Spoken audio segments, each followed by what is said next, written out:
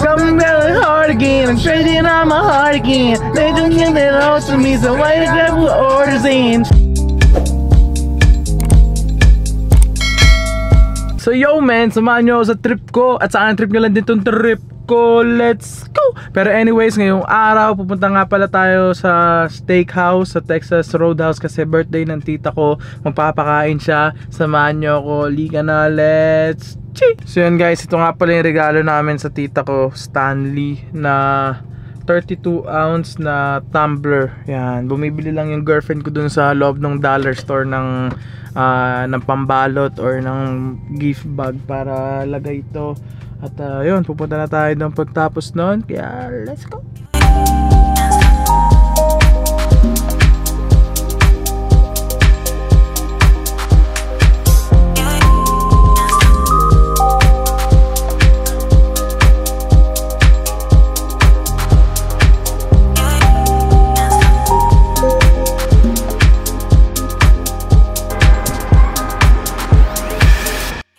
So yun guys, dito na tayo sa Texas Roadhouse. Kakain na tayo dito. Nandito na sila, nag-aantay lang sa labas. Yan.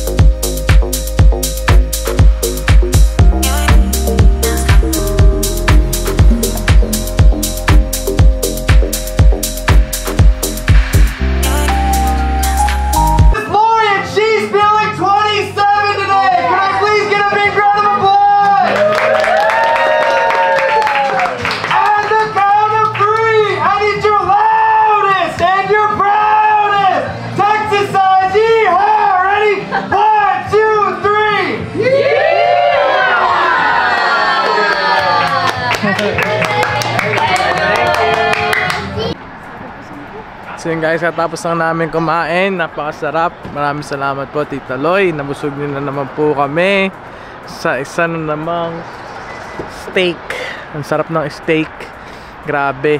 Alam ko guys, meron din yan sa Pilipinas eh. Ewan ko lang kung masarap yun sa Pilipinas. Kasi nang umuwi kami nitong last month, iba yung lasa ng mga karne sa Pilipinas. Ewan ko lang ewan ko lang. Pero mas masarap yung mga karne dito na nabibili mo. You know, kung saan ka mamibili ng mga karne.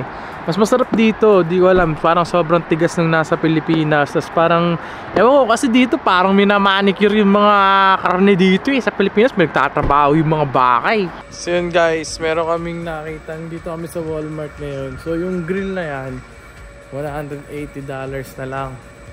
Ang original price niya is $247.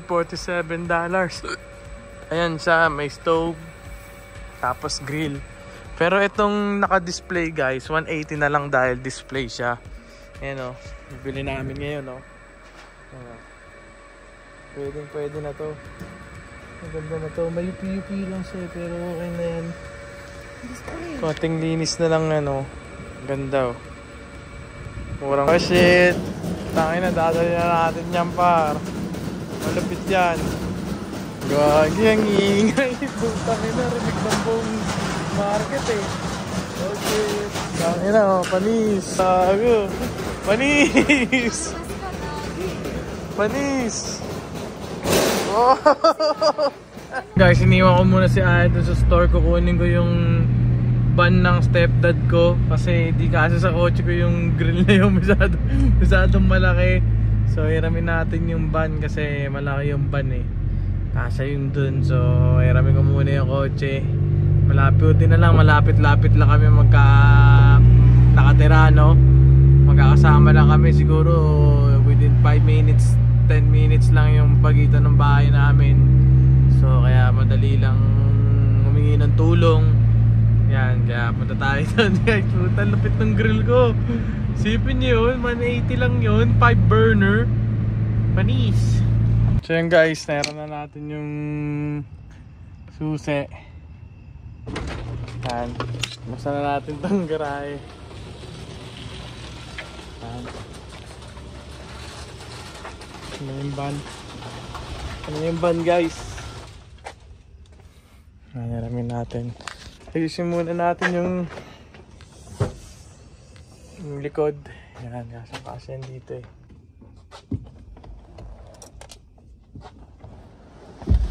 Yan. Nakala ulit agad.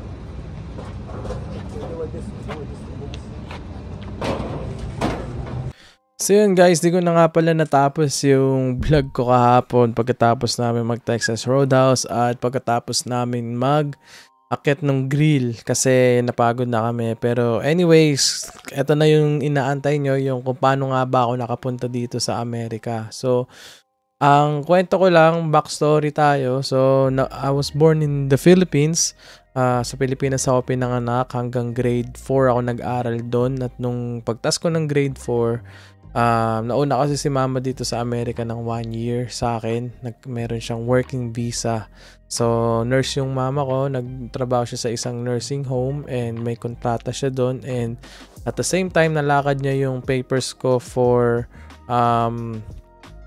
student visa. So, nakapag-aral ako dito ng grade 5 tsaka grade 6. Pagkatapos ng grade 5 and grade 6 ko, hindi na in-extend ni mama yung working visa niya dahil gusto niya nga kunin yung stepdad ko dito sa Pilipinas. So, umuwi kami ng Pilipinas after ng grade 6 ko. At dahil iba yung curriculum sa Pilipinas at sa Amerika dahil meron tayong mga Filipino language, meron tayong yung mga Filipino na subject. At yun, ang nangyari is yung stepdad ko is may kakilala siya, which is yung bodyguard ng may-ari ng school. So, nailakad niya yung papers ko para makapag high school doon. Kasi sa Amerika tsaka sa Pilipinas nung time na yun, wala pang K-12. So, dito sa Amerika meron ng K-12, kailangan mag 7 and 8 grade, 'di ba? So, nung umuwi ako ng Pilipinas, syempre, nalakad na kasi nga tapos na ko na yung grade 6. So, nalakad nung kaibigan ng stepdad ko, binayaran yung at yun, ang nang lumabas is gumraduate ako ng grade 6 doon. So, nakapag first year ako doon at nag first year high school ako doon tsaka second year high school, which is one of the best experience of my life kasi sobrang dami kong na-experience, sobrang dami kong namulat yung mata ko, no? Namulat yung mata ko kasi may mga tropa akong repeater noon. So, namulat yung mata ko doon at doon talaga lumawak yung utak ko. Doon ako natutong kung manligaw at kung ano-ano man. So, pagkatapos nun, nag-first year at second year high school ako. At yun na, nilakad na ng mama ko yung papers ng stepdad ko. Tsaka yung mga papers namin. At nagkaroon si mama ng petition dito. Di ko lang sure kung sa hospital ba yun or as a nurse. I think as a nurse yun kasi nurse yung mama ko. So I think dahil nurse siya is na-petition siya dito. Nagkaroon kami ng green card, no? So pagkatapos ng high school ko sa Pilipinas, ng first year and second year high school, di na ako nag third year even though na pasokan nun is June. So nakaalis kami mga September na. So, August or September. So, matagal akong nakatenga sa Pilipinas kung ano-ano lang yung ginagawa ko. Nag-chill lang ako doon. Kung ano man yung ginagawa ko. Like, nag-hangout, nagbabasketball. So, hindi na ako pumasok habang yung mga kaedad ko noon is pumapasok sila. So, pagkatapos noon, yun, na yung immigration namin. So, nagpunta kami ng US Embassy, tapos na-approve na yung green card namin, yung immigrant. So nakabalik na kami dito ulit sa Amerika. At nung nag-high school ako, dapat third year na ako, 'di ba? Pero dahil nga walang K-12 sa Pilipinas noon at dito sa Amerika may K-12, binalik nila ako ng 2 taon, which is yung saan ako yung age group ko talaga. Kasi kung magto-third year ako noon, masyado nang matanda yung mga kasama ko ng 2 taon sa akin. So parang 13 ata ako, sa mga 15 or 16 na sila noon. So yun, binalik nila ako dun sa age group ko. So nag-first year ako ulit sa Amerika. Nag-start over ako nung high school ko, 4 na taon, which is isa rin sa pinakamalupit na nangyari sa akin kasi ngayon masasabi ko na na-experience ko yung both side of the floor, di ba? Kumbaga both side of the world, high school sa Pilipinas, high school sa Amerika, na-experience ko pareho. So sobrang lupit lang nung nangyari at nakapag-basketball din ako dito na napasok ako sa isang team sa yung high school namin. So kung saan ako nag-high school, nakapasok ako sa team, nag-tryout ako. Ako lang yung Filipino. Actually, dalawa kaming Filipino pero yung isa parang laki na siya dito sa Amerika, di na siya nagtatagalog, talagang born na siya dito. So yun, nadala ko yung mga na-experience ko sa Pilipinas na mga gulang, na mga yung sa laro. Kasi usually dito iba masyado silang laro nila masyadong sa system, 'di ba? Sa Pilipinas talagang pag naglaro ka ng liga, iba yung larong liga sa Pilipinas eh. So yun, nadala ko yung mga gulang ko, yung mga kung ano naman na experience ko nung sa basketball. Nakapasok ako ng basketball team. At yun, sobrang lupit ng experience ko rin nung nag-basketball team ako kasi ang ganda, para kang nasa NBA talaga. Para kang nasa college basketball. Kung tutusin, magpa-practice kami every day after school. Ganda nung gym namin. Meron kaming shooting machine. Yung shooting machine, yung parang may net na ganun. Tapos bibigay lang sa'yo yung bola na bibigay ng machine. Tapos isushoot mo lang na isushoot yung bola. So meron kaming shooting machine lagi. Tapos kung ano nung plays ang ginagawa namin, kung inaaral namin ng mga play, may mga play kami sa inbound, may mga play kami sa yung under the basket na inbound, may mga play kami na go-to play, kada niraran namin yung play na yun. Tapos yung play na yun, sobrang daming options. So, ang dami lang nung na-experience ko, sobrang lupit. Kasi syempre, never ako nakapasok sa system na ganun sa Pilipinas kasi talagang naglalaro lang ako ng liga sa Pilipinas noon eh. Hindi naman ako talaga yung nakapasok ng team. Talagang liga lang yung pinaka ko doon, experience ko, tsaka yung mga larong pusta. So yun, tapos napakalupit noon kasi kunyari tapos na ng practice minsan, may dediretso kami sa laro.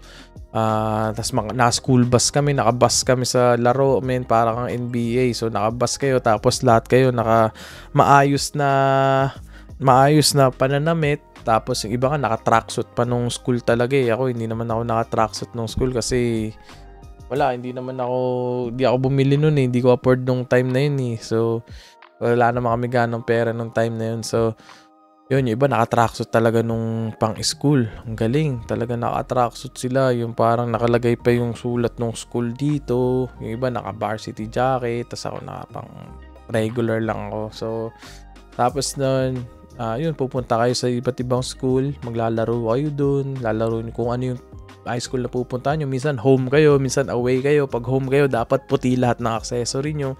So, naka-McDavids ako noon, na puti. Tapos namin ng McDavids akong itim. Ay, LP pala yung itim ko. So, yung LP, di nyo alam kung basketball player kayo sa Philippines, alam nyo yung brand na LP. So, yung away ko, LP yung leg sleeve ko. Tapos, pag home ako, naka-McDavids ako. Tapos, yung sapatos mo, dapat ganun din, kulay ng team.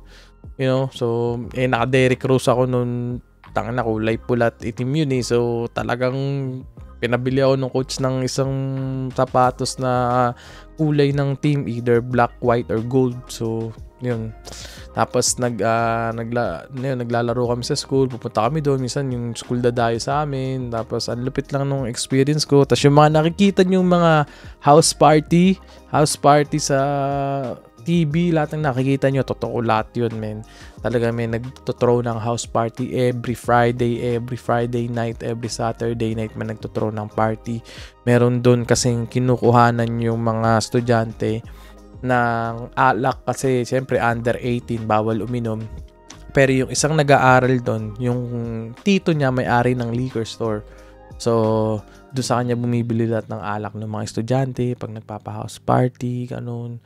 So, sobrang lupit, men. Tapos, meron talagang mga scandal yung mga cheerleader doon, yung mga kung ano naman. Minsan, yung crush mo doon, hindi mo alam, meron na palang scandal, no? So, ang wild, man. Sobrang wild ng mga ibang tao doon. Pero, sobrang ganda ng experience ko na yun. Kumpara sa mas maganda yung experience ko nung high school dito kaysa nung grade 5 and grade 4, grade 5 ako. Kasi nung grade 4 and 5 ako, yung school ko noon hindi gaano maganda. Noon kami sa neighborhood nakatira, yung mga panay, hood talaga, yung ghetto talaga. So, doon kami nakatira ng 4 and 5 ako. Pero malupit din yung experience ko noon.